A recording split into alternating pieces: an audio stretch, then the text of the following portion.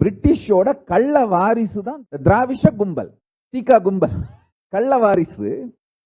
ஜெயேந்திர சரஸ்வதி என்கிட்ட கூப்பிட்டு பேசுறாரு. நான் அவரோட போன்ல பேசுறேன்.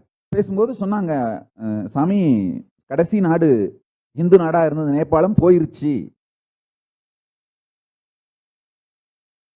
என் மீது தாக்குதல் நடத்தப்பட்ட போது திராவிஷ கும்பல் எப்படியாவது என்னை கொன்றே தீருவது என்ற முடிவெடுத்து 2010 ஒரு மிகப்பெரிய தாக்குதலை என் மீது தொடுத்தார்கள். அதாவது ஊடகத்திலே பொதுவெளியில் என்னுடைய பெயரை கெடுப்பது. இது பிரிட்டிஷ் டெக்னிக். இது ஒரு நாயை சாகடிக்கணும்னா அதை இந்த வெறி பிடிச்ச நாயின்னு நிரூபிப்பாங்க, பரப்பி விடுவாங்க, அதுக்கப்புறம் அதை ஷூட் பண்ணிடுவாங்க. அப்ப யாருமே அந்த நாயை பாதுகாக்கணும்னு நினைக்க மாட்டாங்க. அதே மாதிரிதான் அந்த பிரிட்டிஷோட வாரிசு தான் திராவிஷம். தமிழ்நாட்டில் இருக்கிற திராவிஷ கும்பல் பிரிட்டிஷோட வாரிசு. ஆனா என்ன, கள்ள வாரிசு, நேரடியான நல்ல வாரிசு இல்ல.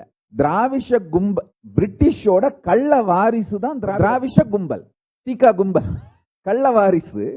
2010 என்னை அழித்தே தீர வேண்டும் என்று தீகா கும்பல் கொலைவெறி தாக்குதல் நடத்திய போது நம்ம பெங்களூர் ஆசிரமத்தை கொளுத்தினார்கள். நான் தங்கி இருந்த அந்த குடிலை என் அறைக்குள் வைத்து பூட்டி தீயிட்டார்கள். அதாவது தமிழ்நாட்டில் இருந்து தீகா கும்பல் அங்க பெங்களூருக்கு வந்து, தீகா மட்டும் இல்ல, தீகா கும்பலுடைய அவங்களுடைய சேனல் மற்றும் அந்த ஹோல் பேர் சொல்ல நான் விரும்பல, ஆனா அந்த மொத்த கும்பல் அவங்களுடைய அரசியல் இன்ஃப்ளூயன்ஸ் இதெல்லாத்தையும் யூஸ் பண்ணி பெங்களூர் வந்து நான் இருக்கின்ற என்னுடைய குடில், நான் தங்கி இருந்த குடில், அதை வெளியில் என்னை உள்ளே வைத்து வெளியில் பூட்டி தீயிட்டார்கள். அந்த அதிர்ஷ்டவசமா அண்ணாமலையான் அருளால, அண்ணாமலையானே அக்னி ஸ்வரூபம், அக்னியால எரிக்க முடியுமா, அதனால அவரே மீட்டதனால் அந்த என் கூட இருந்த ஒரு பிரம்மச்சாரி பாத்ரூம் ஜன்னலை உடைச்சி என்னை வெளியில கூட்டு வந்துட்டாரு பாதுகாப்பா.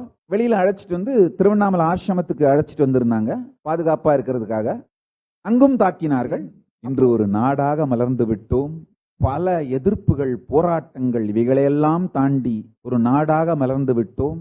நான் என்னுடைய அன்பர்கள், பக்தர்கள் எல்லாரும் ஒரு விஷயத்தை புரிஞ்சுக்கணும்னு நினைக்கிறேன். வரலாற்றை பதிவிடுகின்றேன். 2007 நேபாளம் விழுந்த போது, நேபாளம் இந்து நாடா இருந்து செக்யூலர் கண்ட்ரியா போயிடுச்சு.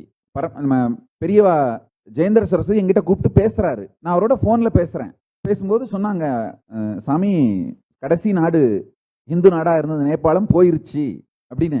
அப்ப நான் அவரோட டிஸ்கஷன் பண்ணிட்டு அவர் சொன்னார், தயானந்த சுவாமி கிட்ட பேசுங்க, நாம ஏதாவது பண்ணணும், ஒரு இடத்துலயாவது ஒரு ஹிந்து நாடுன்னு ஒண்ணு இருக்கணும்னு சொல்லி சுவாமிஜி தயானந்த சரஸ்வதி என்ன பேச சொன்னாரு. நான் தயானந்த சுவாமி கிட்ட பேசினேன். தயானந்த சுவாமி சொன்னார், ஏதாவது எங்கேயோ ஒரு மூலையில ஒரு தீவாவது வாங்கி ஹிந்து நாடுன்னு ஒண்ணு இருந்தாகணும்னு பண்ணலாமா அப்படின்னு கேட்டாரு என்கிட்ட. இந்த கைலாசத்துக்கு முதல் முறையாக விதை போட்டவர் தயானந்த சரஸ்வதி சுவாமிகள் தான். இந்த கருத்துக்கு எனக்குள் விதையாக போட்டது தயானந்த சரஸ்வதி சுவாமிகள். சோ உடனே நாங்க என்ன பண்ணோம், 2007 தீவுகளை தேட ஆரம்பித்தோம். எந்த நாடு தீவை, ஏதாவது அவங்களுக்கு சொந்தமான ஒரு தீவை இந்து நாடாக அறிவிப்பதற்கு சட்டப்படி நமக்கு அதிகாரம் கொடுப்பார்கள், அனுமதி கொடுப்பார்கள்னு 2007 தேட ஆரம்பிச்சோம். நான் தேட ஆரம்பிக்கிறதும் இந்த செயல்பாடும் இந்த திராவிஷ மிஷனரி கும்பல் மோப்பம் முடிச்சிட்டாங்க. இந்து மதத்துக்கு விரோதிகளை விட துரோகிகள் அதிகம். நான் இந்த தீவுகளை தேடுவது, இந்த இந்து மதத்துக்கான ஒரு நாடு பண்ணன்ற என்னுடைய ஆக்டிவிட்டீஸ திராவிஷ கும்பல் ஆக்சுவலா மொத்த எல்லா இந்து விரோத சக்திகளுக்கும் பிறந்த கள்ள வாரிசுகள். அவங்க மோப்பம் பிடிச்சிட்டு தாக்க துவங்கினார்கள். நான் எப்பவுமே சொல்றது உண்டு, இந்து மதத்துக்கு நான் எவ்வளவு பெரிய பங்களிப்பை செய்ய போகிறேன்னு இந்துக்கள் புரிந்து கொள்வதற்கு முன்பாக இந்து விரோதிகள் புரிந்து கொண்டு என்னை தாக்க துவங்கி விட்டார்கள். இதுதான் நடந்தது.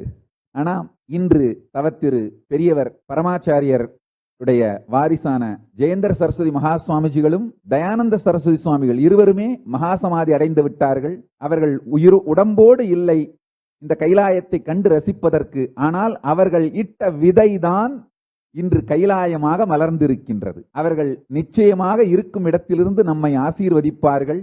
அவர்கள்தான் நேபாளம் செக்யூலர் நாடா மாறின பிறகு ஒரு இந்து நாடு வேண்டும், ஒரு இடத்திலாவது மனு தர்ம சாஸ்திரம் ஜூரிஸ்ப்ரூடன்ஸா இருந்து, தர்ம சாஸ்திரங்கள் ஜூரிஸ்ப்ரூடன்ஸா இருந்து, வேத ஆகமங்கள் கான்ஸ்டிடியூஷனா இருந்து, ஒரு இடத்திலேயாவது இந்து நாடு இருக்கணும்னு அந்த இரண்டு பெரியவர்களும், ஜெகத்குரு ஜெயேந்திர சரஸ்வதி மகாசுவாமிஜியும் தயானந்த சரஸ்வதி மகாசுவாமிஜி இவங்க 2 பேருடைய விருப்பத்தை தான் நான் இன்று நிறைவேற்றி வைத்திருக்கின்றேன்.